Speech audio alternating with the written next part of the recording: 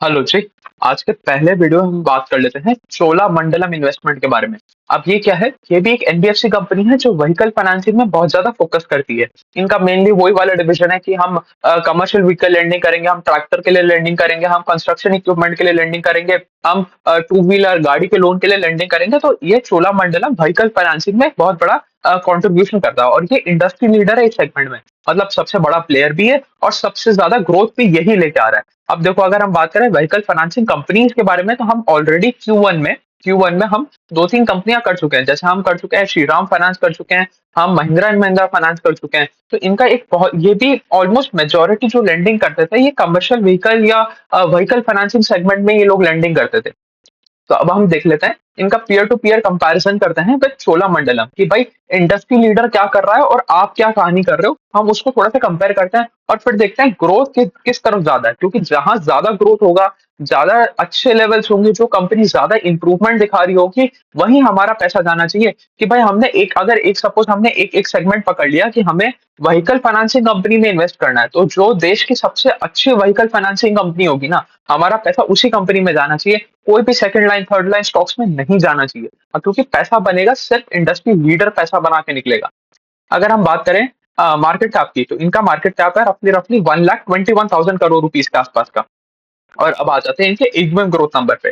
तो इनका एग्यूएम बढ़ा by 38% on a Y level. मतलब देखो आप, कितना बढ़िया ग्रोथ आया। अगर मैं श्रीराम फाइनेंस और महिंद्रा एंड महिंद्रा फाइनेंस के बारे में बात करूं, तो उनका बिटवीन 18 to 22% के बीच में दोनों के नंबर आए थे शायद।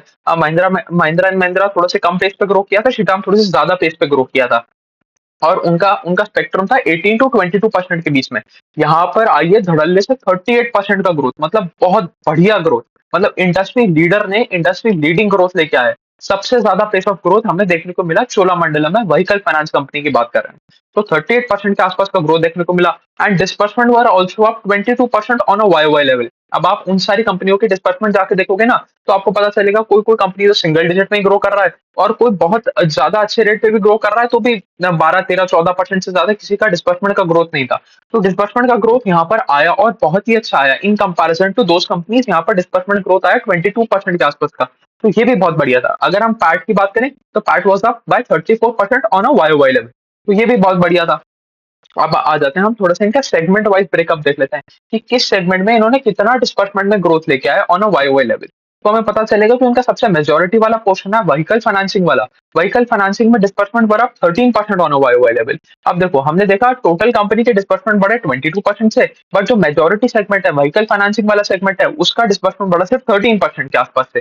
तो अब हमें एक चीज समझनी पड़ेगी कि ये लोग ये ऐसा हो क्यों रहा है। क्योंकि ये लोग थोड़ा सा शिफ्ट कर रहे हैं, अपनी लोन बुक को डाइवर्सिफाई करने की कोशिश कर रहे हैं। तो जो बचे हुए सेगमेंट्स है ना, उसमें हमें ज्यादा पेस ऑफ ग्रोथ देखने को मिल रहा है, ज्यादा डिस्बर्समेंट ग्रोथ देखने को मिल रहा है। तो जो नेक्स्ट लेग ऑफ ग्रोथ आ रहा है, वो व्हीकल फाइनेंस वाले सेगमेंट में से नहीं आ रहा, वो बाकी सारे सेगमेंट में से आ रहा है। और ये इंपॉर्टेंट क्यों हो जाता है, इसके लिए थोड़ी सी हमें कहानी करनी पड़ेगी। देखो समझो हुआ क्या। जब कोविड 19 वाला पीरियड आया, जो 2019 2020 और 2021 वाला जो पीरियड था, उसके बाद हमें कमर्शियल व्हीकल में बहुत जबरदस्त ग्रोथ देखने को मिला। तो मतलब कमर्शियल व्हीकल, नए कमर्शियल व्हीकल की लेंडिंग भी बढ़ी और वॉल्यूम्स भी बढ़े। तो प्योर एंड प्योर सारी कंपनी को फायदा हुआ, चाहे वो ट्रक बनाने वाली कंपनी हुई, चाहे वो ट्रक की बिक्री फाइनेंस करने वाली कंपनी हुई, दोनों को फायदा हुआ, भर भर के फायदा हुआ। बट अब क्या हुआ, एक साल पहले तक इतना बड़ा बेस बन चुका था कि उस पे इंक्रीमेंटली ग्रोथ आना मुश्किल हो रहा था। अब देखो एक चीज समझो, आपके अगर अगर पिछले साल आपने 100 ट्रक बेचे और इस साल भी आपने 100 ट्रक बेचे, तो नंबर ऑफ यूनिट सोल्ड तो बराबर है, बट ग्रोथ जीरो है। तो हमें ग्रोथ से मतलब है। तो आपका जब बेस बड़ा हो जाता है और सपोज आप सेम नंबर ऑफ ट्रक्स भी बेच रहे हो, तो आपका ग्रोथ जीरो आता है। तो यहाँ पर बेस का प्रॉब्लम हो गया था कि इतना बड़ा बेस बन गया था कि जो नया ट्रक बिक रहा था ना, उसमें हमें कोई सिग्निफिकेंट ग्रोथ देखने को नहीं मिल रहा था। तो कमर्शियल व्हीकल स्पेस में नए ट्रक्स की बिक्री में ग्रोथ खत्म हो गया। उसका एक रीजन तो ये था कि भाई बेस बड़ा हो गया, और दूसरा रीजन क्या था कि गवर्नमेंट ऑफ इंडिया ने BS6 व्हीकल्स लॉन्च किए थे। तो BS6 व्हीकल्स मतलब नॉर्म्स लॉन्च किए थे, जिसकी वजह से हर कंपनी को BS6 व्हीकल्स लॉन्च करने पड़े थे। और BS6 व्हीकल्स की प्राइसेस ऊपर चली गई थी इन कंपैरिजन टू हमारे BS4 BS5। वो तो ऑब्वियस सी बात है, आप कोई नए जनरेशन का व्हीकल लॉन्च करते हो तो उसकी प्राइसेस ज्यादा होती है। तो और ट्रक वाला जो सेगमेंट है, वो कोई ट्रक ऐसा तो है नहीं कि आप 3-4 साल के लिए इस्तेमाल करते हो।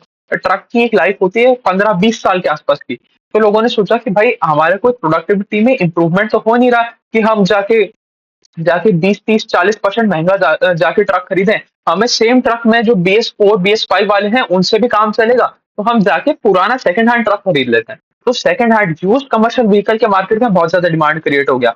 तो चोलामंडलम वालों ने क्या किया, चोलामंडलम वाले बहुत एग्रेसिवली लेंड करने लग गए आपके आपकी ह्यूज कमर्शियल व्हीकल वाले सेगमेंट में। तो इससे एक चीज समझ में आई चोला वालों को कि भाई नया वाला सेगमेंट बढ़ नहीं रहा, अब हम थोड़ी सी अपना जो जो फटकी पड़ने वाली है हमें ग्रोथ में, जो ग्रोथ में हमें स्लो डाउन देखने को मिलेगा, उसको हम थोड़ा सा कंटेन कर पाएंगे, थोड़ा सा कंट्रोल कर पाएंगे with the help of aggressively lending into the huge commercial vehicle space।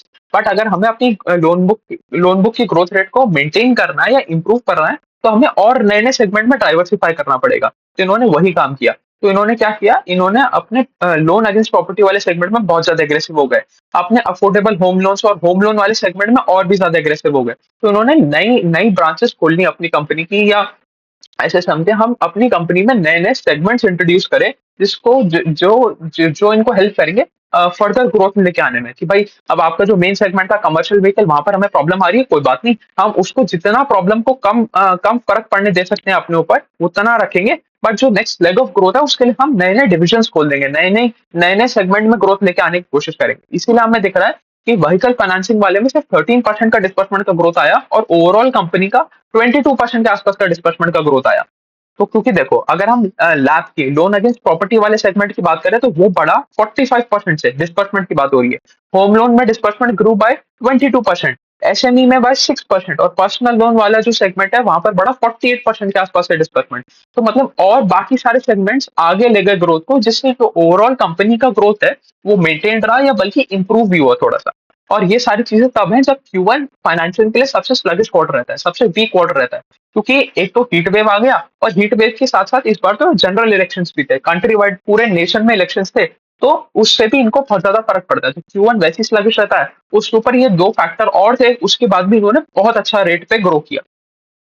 अगर हम अब अगर AUM की बात करूं, तो इनका 1.7 लाख करोड़ रुपीस के आसपास का AUM बन गया है। और अगर AUM सेगमेंटेशन की बात करें कि कौन सा सेगमेंट कितना परसेंटेज ऑफ AUM कंट्रीब्यूट करता है, तो वो भी देख लेते हैं। अगर हम बात करें व्हीकल फाइनेंस, ये अभी भी मेजोरिटी पोर्शन है, ये धीरे धीरे कम होता जा रहा है, क्योंकि हमें हमें बाकी सारे सेगमेंट में ज्यादा पेस ऑफ ग्रोथ मिलता जा रहा है, तो वो अपना अपना कॉन्ट्रीब्यूशन बढ़ाए जा रहे हैं। बट अभी भी कम होने के बाद भी मेजोरिटी स्टेक रखता है, और 57% इनका AUM आता ही व्हीकल फाइनेंसिंग से है। अब चाहे व्हीकल में वो कमर्शियल व्हीकल हो गया, यूज्ड कमर्शियल व्हीकल हो गया, न्यू कमर्शियल व्हीकल हो गया, ट्रैक्टर हो गया, कंस्ट्रक्शन इक्विपमेंट हो गया, पर्सनल व्हीकल हो गया, टू व्हीलर हो गया, ये सारे सेगमेंट्स हैं इनके। तो मतलब लेंडिंग तो बहुत देर की करते हैं, बट अगर पूरा व्हीकल फाइनेंसिंग को हम एक एक अम्ब्रेला के अंडर लिया है, तो 57% के आसपास का कॉन्ट्रीब्यूशन करता है। 21% कॉन्ट्रीब्यूशन आता है लोन अगेंस्ट प्रॉपर्टी वाले सेगमेंट से, 8% आता है पर्सनल लोन वाले सेगमेंट से, 4% आता है हमारा SMEs की तरफ से, और 9% आता है हमारा हाउसिंग लोन्स के।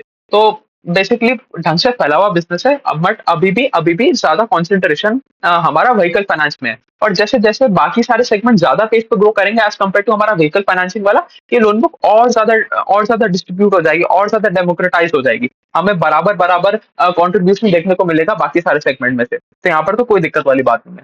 अगर हम इनके निम्स की बात करें, तो निम्स भी इनके इंप्रूव भी हुए on a YoY level. NIMs improve by 30 basis points on a YoY level, and now at 7.6%। तो यहाँ पर भी कोई दिक्कत वाली बात नहीं। अब देखो दिक्कत वाली बात एक जरूर है, उसके बारे में भी थोड़ी सी बात कर लेते हैं। देखो व्हीकल फाइनेंसिंग वाला जो सेगमेंट था ना, वो ज्यादा आरओई एक्रेटेड था, मतलब वहां पर आपको ज्यादा आरओई मिलता था, आप उसमें ज्यादा इंटरेस्ट चार्ज कर पाते थे। अब आप एक चीज समझो कि अगर आप गाड़ी का लोन लेने जाते हो, तो गाड़ी के लोन पे आपको इंटरेस्ट रेट ज्यादा देना पड़ता है एज कम्पेयर टू आपके घर के लोन पे। तो home loan interest rate is much way lesser than the interest rate of car loan. तो यही इनके साथ भी हो रहा है कि जब ये लोग इनका जो जो मेजोरिटी वाला सेगमेंट था, जब इनका मेजोरिटी वाला सेगमेंट व्हीकल फाइनेंसिंग वाला था, तो इनको यील्ड्स थोड़ी सी ज्यादा मिलती थी। बट जैसे जैसे ये लोन अगेंस्ट प्रॉपर्टी और होम लोन वाला सेगमेंट इनका बुक में ज्यादा कंट्रीब्यूशन करते जा रहा है, तो हमें पता चल रहा है कि एवरेज यील्ड थोड़ी सी कम हो रही है। इस वजह से हमें देखने को मिला कि इनका आरओए और आरओई थोड़ा सा कम हो गया। अगर मैं आरओए की बात करूं, तो आरओए तो ऑलमोस्ट स्टेबल रहा, फ्रॉम 8.3% टू 8.2% आ गया, तो मतलब ठीक है, 0.1% के आरओए पे हम ज्यादा दिमाग लगाएंगे नहीं। आरओए थोड़ा सा मतलब स्टेबल रहा, बट आरओई गिर गया from 20% to 19% on a Y level. तो ये थोड़ी सी हमें चीज जिस पे ध्यान रखना है कि ये अपना अपने मार्जिन को ढंग से मेंटेन करें और अपनी प्रॉफिटेबिलिटी को इंक्रीज करके आगे बढ़े। अगर हम बात करें इनकी एसेट क्वालिटी की, तो यहाँ पर हमें फ़र्क पता चलेगा काफ़ी सारी व्हीकल फाइनेंस कंपनी में और म मुरुगप्पा ग्रुप की चोलामंडलम फाइनेंस कंपनी में। अब देखो, अगर हम बात करें श्रीराम फाइनेंस की और महिंद्रा फाइनेंस की, तो उनका ग्रॉस एनपीए लगभग रहता था जहाँ तक मेरे को याद आ रहा है 5% से 6% के बीच के आसपास। यहाँ पर इनका ग्रॉस एनपीए है, ये खराब होने के बाद है। इस बार ये वाईओवाई लेवल पे खराब हुआ है। तो इनका gross NPA went up from 2.48% to 2.62%। तो 2.62% है, और ये तो कहानी तब है जब इनका ग्रॉस एनपीए नंबर खराब हुआ है। तो मतलब बहुत बड़ी एसेट क्वालिटी। और देखो, थोड़ा बहुत खराब हुआ, उससे कोई ज्यादा दिक्कत वाली बात नहीं है। ऐसा कुछ नहीं है कि ट्रेंड ऊपर की तरफ ही जा रहा है कि भाई ये लगातार 2 3 4 क्वार्टर से खराब होता हुआ आ रहा है। देखो, Q1 में थोड़ा सा नंबर कई बार ज्यादा भी आ जाता है, क्योंकि Q1 थोड़ा सा स्लगिश रहता है, और Q1 में कलेक्शन एफिशिएंसी पे थोड़ी सी अफेक्टेड रहती है। और इस बार तो जनरल इलेक्शन वाला भी माहौल था, इस वजह से कलेक्शन एफिशिएंसी में भी फर्क डलता है। तो इसकी वजह से इस नंबर को एकदम से हमें बुरा नहीं मान लेना चाहिए। बट हाँ, हमें अगले क्वार्टर में इस नंबर पे और भी ज्यादा फोकस करना पड़ेगा, इसको ढंग से ट्रैक करना पड़ेगा कि भाई ये कहीं और ज्यादा एसेट क्वालिटी खराब तो नहीं हो रही है। क्योंकि देखो, एब्सोल्यूट नंबर देख के कुछ भी नहीं बात बनेगी। हमें ट्रेंड देखना पड़ेगा। अगर किसी कोई कंपनी ऐसी है जिसका ग्रॉस एनपीए 7% से 5% आ रहा है, तो वो बेहतर इन्वेस्टमेंट अपॉर्चुनिटी है देन अ कंपनी जिसका ग्रॉस एनपीए नंबर 1 से 1.5% की तरफ चला गया। अब अगर आप एब्सोल्यूट नंबर में देखोगे तो 5% ज्यादा ज्यादा खराब लगेगा एज कम्पेयर टू 1.5%। बट आपको ट्रेंड देखना पड़ेगा कि 1.5% वाली की एसेट क्वालिटी खराब हुई है और 5% वाली की एसेट क्वालिटी अच्छी हुई। तो हमें ट्रेंड देखना है, सिर्फ एब्सोल्यूट नंबर पे फोकस नहीं करना, ट्रेंड देखना इज वेरी इंपॉर्टेंट। तो हमें इसके इसके बारे में थोड़ा सा ध्यान रखना पड़ेगा अगले क्वार्टर में, कि अगले क्वार्टर में अपनी एसेट क्वालिटी किस तरीके से रिपोर्ट करते हैं। वैसे कोई ज्यादा दिक्कत आती नहीं है इनकी एसेट क्वालिटी में, बहुत बढ़िया हिस्ट्री है इस कंपनी की, और इस कंपनी के पेरेंट की मुरुगप्पा ग्रुप की भी बहुत बढ़िया हिस्ट्री है। मतलब अपनी एसेट क्वालिटी किसी भी सूरत में खराब होने नहीं देते। ये Q1 की वजह से थोड़ी सी खराब हो गई, बट इसको इस तरीके से नहीं लेना, हमें क्वार्टर 2 में इसको और ढंग से ट्रैक भी करना पड़ेगा।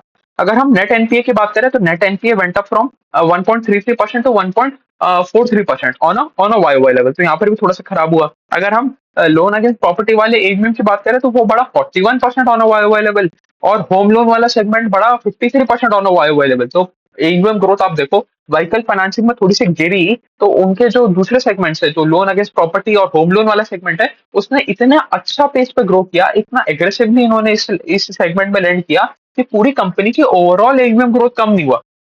क्योंकि लोन अगेंस्ट प्रॉपर्टी वाला बढ़ा 41% से एयूएम, और होम लोन वाला बढ़ा 53% से। तो बहुत बढ़िया बात है। अगर मैं व्हीकल फाइनेंसिंग वाले की बात करूं, तो व्हीकल फाइनेंसिंग का एयूएम बढ़ा 25% से।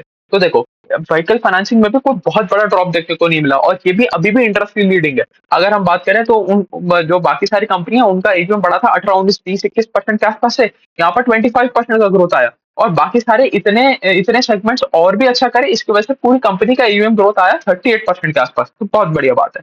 अगर इनका जोग्राफिकल कॉन्सेंट्रेशन की बात करें, तो ऑलमोस्ट ढंग से डाइवर्सिफाइड कंपनी है, कोई ज्यादा कॉन्सेंट्रेशन है नहीं।